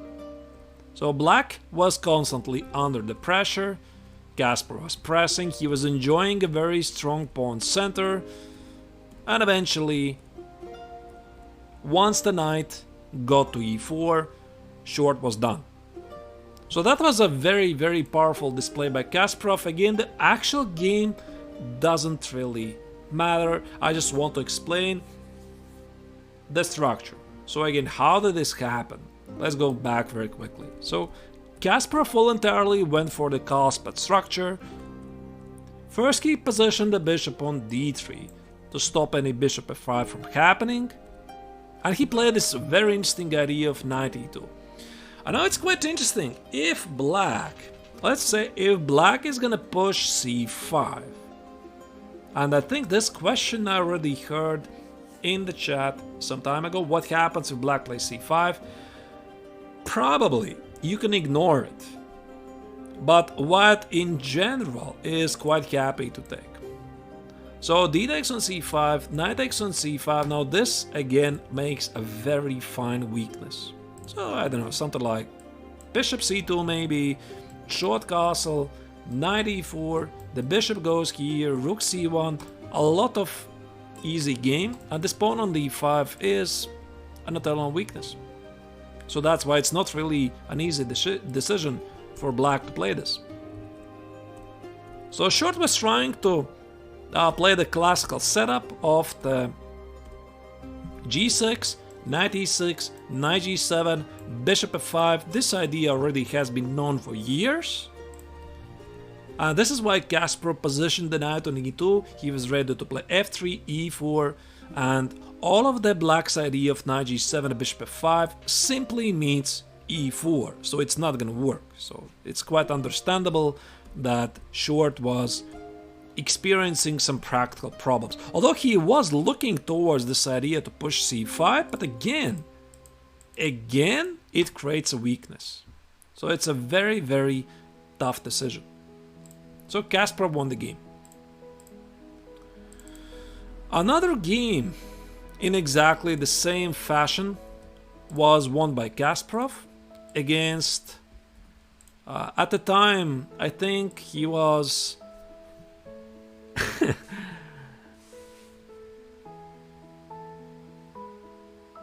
I think he was the second Grandmaster in India, Barua Dibiendo. I seem to remember, maybe I'm just wrong. If I'm wrong, somebody please correct me. Vishy Anand obviously was the first Indian Grandmaster, Barua Dibiendo was the second Grandmaster. Yeah, maybe Gary could have played there, Bishop f2 or something else. Again, the actual game is not really that important. It's important that you accumulate these ideas, how to properly play and counter the Carlsbad structure. So this game was played by Kasparov against Barua in year 2000.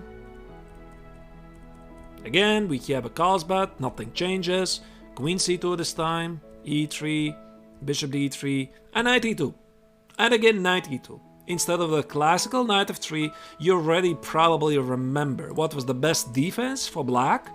Something like rook e8, knight f8, g6, knight e6, knight g7, bishop f5. Oh my goodness, this is so slow. But this is how they play it. This bishop on d3 is such an annoyance. And white in the meantime is trying to push b4, a4, b5. So Kasparov played knight e2, again with the idea to push f3, e4. f3, here we go. Rook d1 this time. And he took on g6 and played e4. And again he managed to achieve what he wanted. This apparently wasn't big theory. e5, f4. And white just got a commanding lead at the king's side. So Barrois didn't hold for long. So again, it's quite simple setup. Very easy to employ. It's not really clear how black should try to meet it. There's another game. This time Kasparov was playing this game against one of the leading Brazilian grandmasters, Milos Gilberto.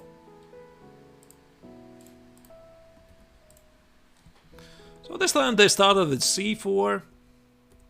Again, we have the same setup, c takes, bishop g5, e3, bishop d3, nothing new. After c5, white is simply again ready to take on c5. Knight e2, the same idea, short castle. Yeah, so this time Kasparov was not really rushing with queen c2.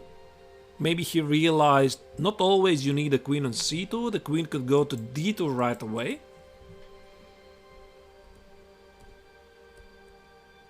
Stopping any knight c4 from happening. King h1, here, here. And slowly white is preparing to play e4, get the strong pawn center and crash through. So here his opponent tried to stop it. So I just want to show you this moment. So it's quite obvious that bishop b1 and e4 is incoming. The pawn on d4 probably will be protected, and Milos played c5. So he played this in advance to stop this, so that there is no e4. This makes the pawn on d5 as a weakness. Takes, and Kasparov simply switches his attention. He is not gonna play e4 anymore. He has a new weakness. The pawn on d5 is a weakness. The knight on b6 is rather weak. How do you play here? Here, rook e1, knight e2, and knight e4. So we have a classical topic about having an isolated pawn on d5, how to make it work. Just very quickly I'll show you the idea how Kasparov crashed through. Quite unique idea. He did play e4.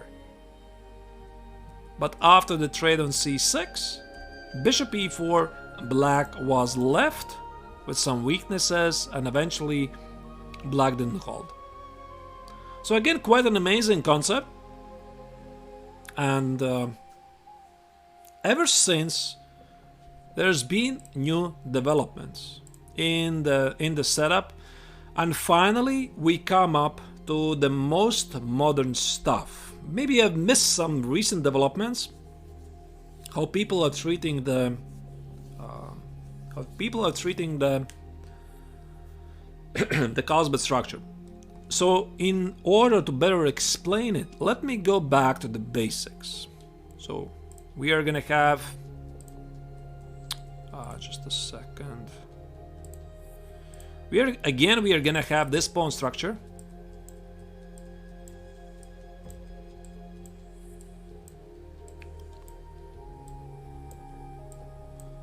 So the classical pawn structure, yeah, of course it is possible to play a Kasparov.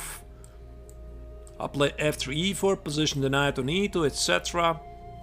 But recently there's been some understanding that white not always it's crashing through at the queen side. And if white is gonna castle short, black will always have enough counterplay at the king side. So there is a new idea which already has been tested for quite some time, and I want you to see this idea. So this is going to be a game between Boris Gelfand and Pentala Hare Krishna.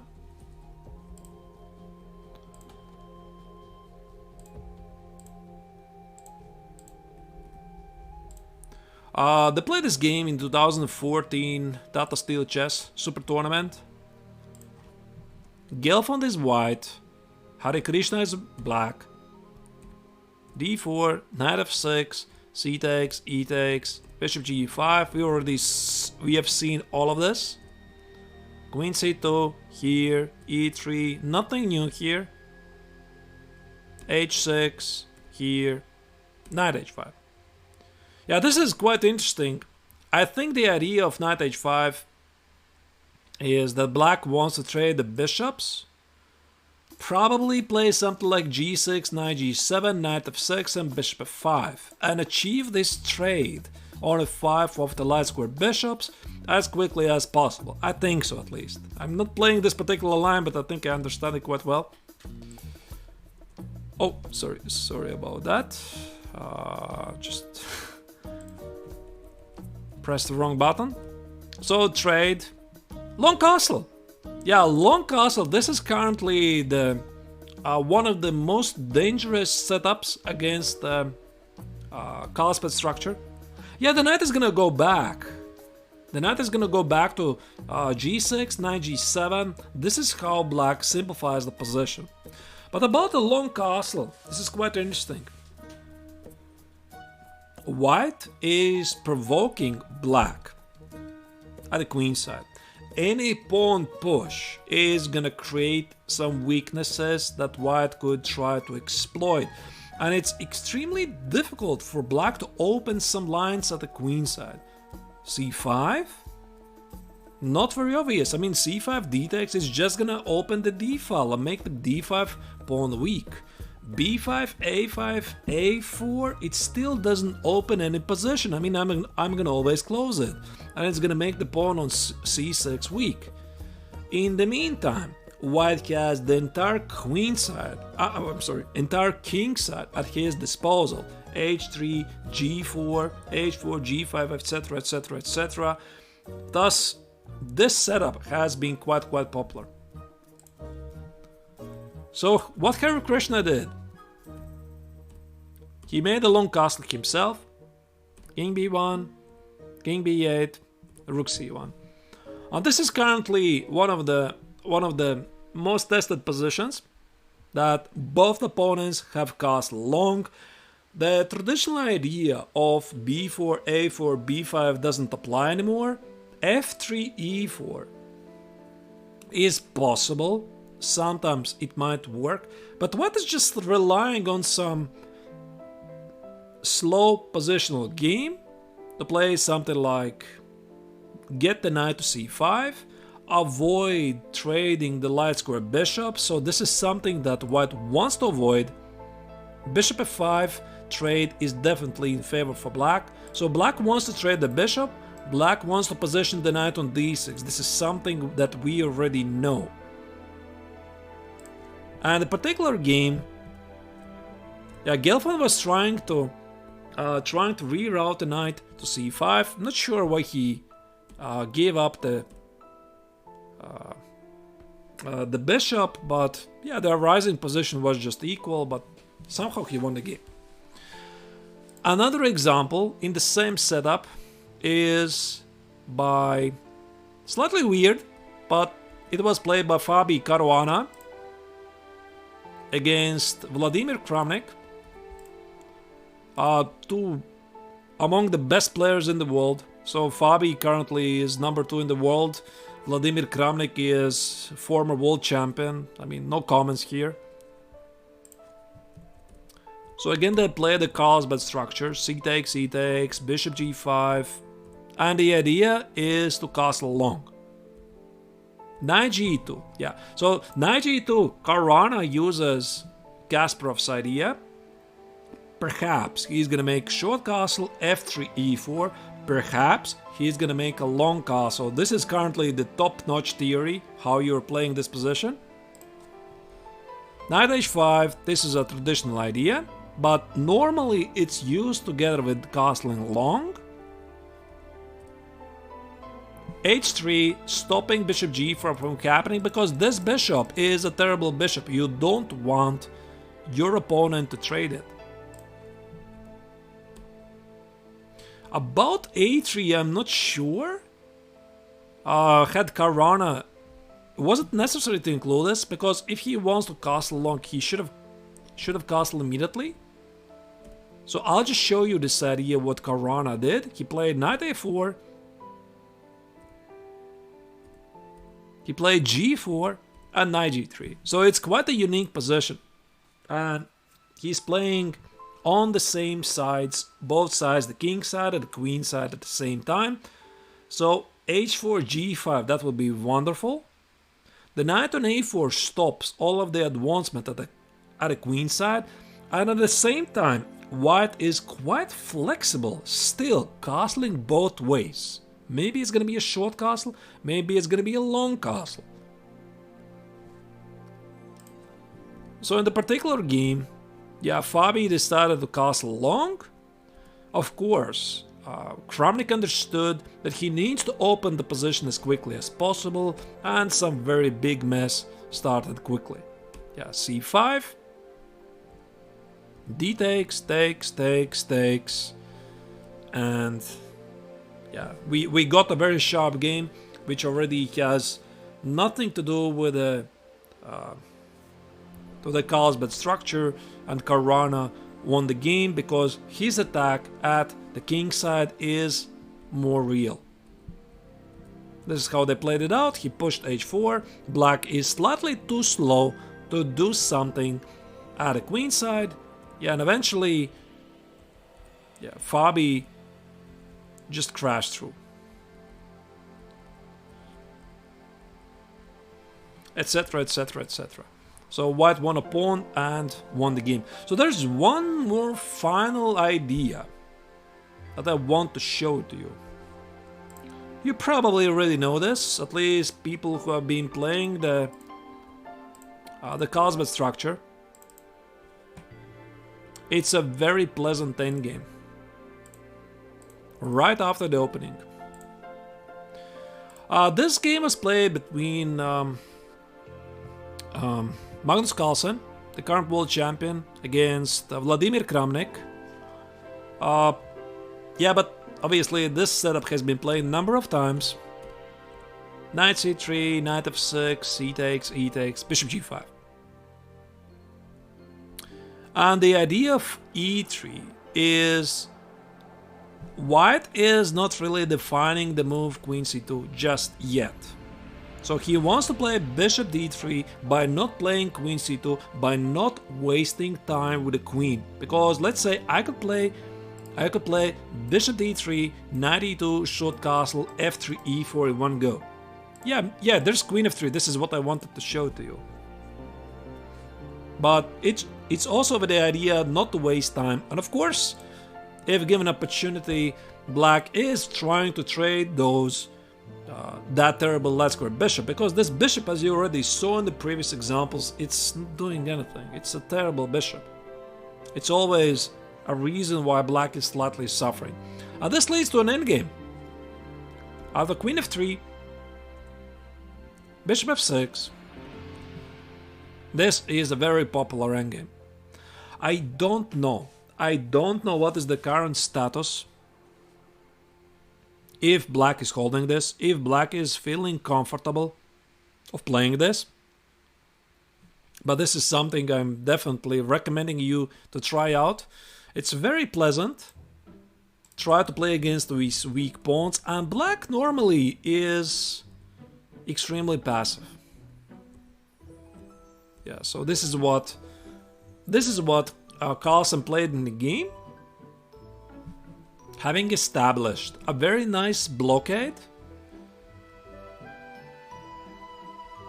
And of course Kramnik has to seek some counterplay, but his position is already terrible. So I think a much more popular approach here, instead of all of this, is... I think it's Knight h4 and g3. g3 was it bishop h3, bishop f5, knight f5. To be honest, I don't remember, but this is quite popular. Andreikin likes this with black? I'm not sure who likes this with black, because this is slightly a torture. I mean, I think black is probably holding this, but where's the active counterplay here? Are you playing c5? It weakens pawns. What are you doing here? I mean, f5? f5, knight g2. I think there's this idea as well. f5, let's say I play knight g2. What is this guy here? On g6. I mean, okay, there's obviously a lot of notable games in this line, but I think the bottom line is black is suffering. And at least this is how I understand it.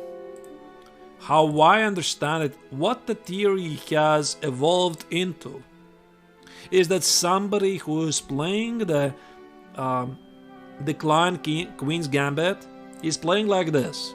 d4, d5, c4, e6. By the way, e6 is a great... He likes to suffer. I don't think he likes to suffer. I don't know what's his reason why he's playing this.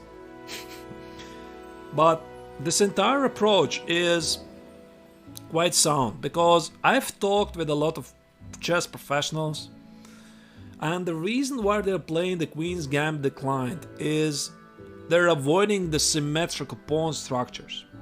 So probably you're not aware of this, but we're playing in a lot of open tournaments. So let's say I'm a chess grandmaster, I'm playing in an open tournament, and I have to score out of 9 rounds something like 7 points in order to fight for the top prizes, etc. So the first 2 or 3 games I'm gonna be playing against an underdog, somebody who is gonna be very happy to play against me a draw. So I could play some sort of semi-Slav or the Slav system, c4, c6. Yeah, it's a great system, nobody's arguing. But how on earth I'm gonna outplay my opposition if he's gonna play c takes on d5, right? So c takes d5, c takes. I mean, this is such a dry position. So that's also the reasoning why many strong GMs they're used to select openings that avoid drawn and symmetrical pawn structures. Yeah, maybe they'll get slightly worse at the start, but it's not symmetrical. So you need to understand the ideas, you need to carry out the plans. So it's not very simple trade off everything and fix a draw. But about this position, about knight c3, I think knight f6 is shaky currently. So knight f6, c takes, bishop g5, this entire repetition of this line is slightly shaky for black, because I already showed you all of the, in my opinion, the best practices from the white's perspective, that black is slightly suffering and he's trying to trade off this light square bishop. If he plays bishop f5 right away, then he is having this terrible endgame. I mean, how terrible it is, I mean, I don't know, but it's not really fun. So, what does black do here? The way I understand it, black has started to play bishop e7. Yeah, bishop e7. Yeah. So this is one way out of this. Asking white some direct questions. Which setup are you going to choose?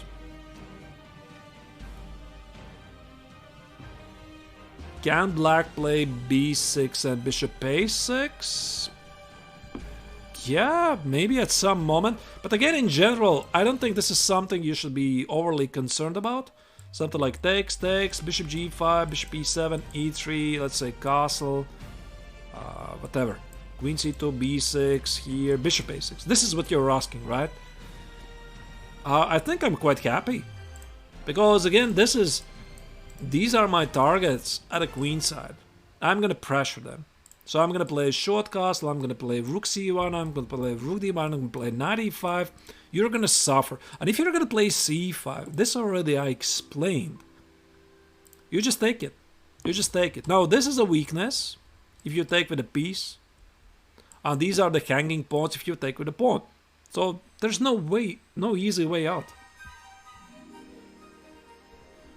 The best thing for black to do with the light square bishop, I guess trade it. I guess trade it. Trade it as quickly as possible. I think this is also the reason why there's this tricky system. Bishop e7, avoid bishop g5 from happening. So what was the line here? C takes, 8, E takes, bishop f4, c6, e3. So there's this system. And black even is wasting a tempo for bishop d6.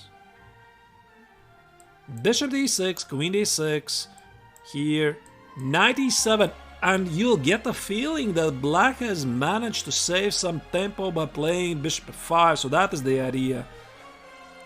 Now, what? Black can trade it, I think, with some minor concession. Let's say here already bishop f5 is incoming.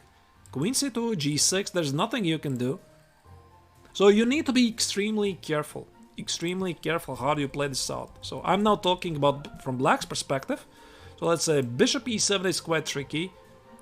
Asking to develop one of your pieces right away. So if you play knight f3, you no longer have from the white's perspective this idea of e3 and knight g2. Do you remember, right? You already have chosen a setup. And here after knight f3, I think is, yeah, knight f6. Knight f6 and still c takes, bishop g5. All of this is quite normal, and I still imagine white wants to stop bishop f5 from happening, and black still wants to play g6, or maybe not like this, but push bishop f5. So this is slightly different topic, but I hope you'll understand the idea. And yeah, so this pawn structure, it can arise from many openings. For example, there's this Rogozin variation. Let me show it to you. I slightly showed it. d4, d5. No, I'm sorry. I think it was here, here, here, here. Knight f3, d5, knight c3, bishop b4, queen a4, knight c6, here, here. What was it? C takes. Yeah, maybe I already mixed it up. And black is looking towards this kingside attack. Quite popular.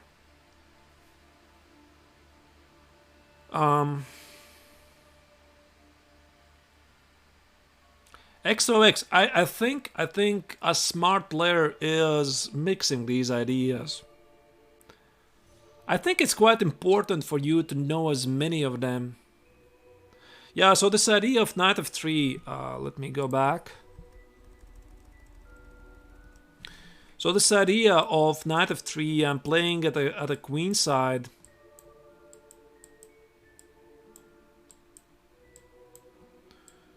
Is, yeah, maybe not knight f3 right away. I think it's e3, short castle, bishop d3. But I think it makes sense to postpone the decision to play knight f3 if you can.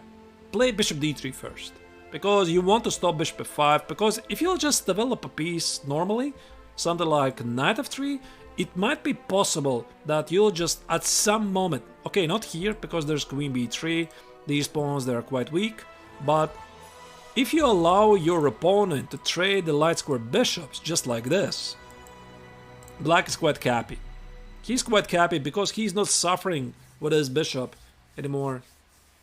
So I think it's quite tricky to play it like this. First you play bishop g5, then you play e3, and then I don't know, I mean, is it queen c2 or bishop d3? I'm not really that big of an expert of the system, but I think it makes sense to start with bishop d3, consider positioning knight on e2 or knight f3, then you can choose between Kasparov's push in the center of 3 e4, or maybe just castle long. So for example, something like queen c2, rook e8, just castle. h3, g4, knight g3, there's enough counterplay to be found at the king side. At the same time, you're provoking. You know, provocation in chess, that's a greater topic at the professional chess, but it's a big part. You're provoking your opponent to do something. So I'm positioning my king at a queen side, and I'm just waving a red flag. Hello, I'm here. Come and get me, right? So your opponent naturally wants to do this. He wants to push those pawns. He wants to get to your king, but he's also creating weaknesses. So that is part of the provocation. I mean, chess is a difficult game. Is white better after a long castle? I have no clue. It's just a direction. Is e4 better than d4?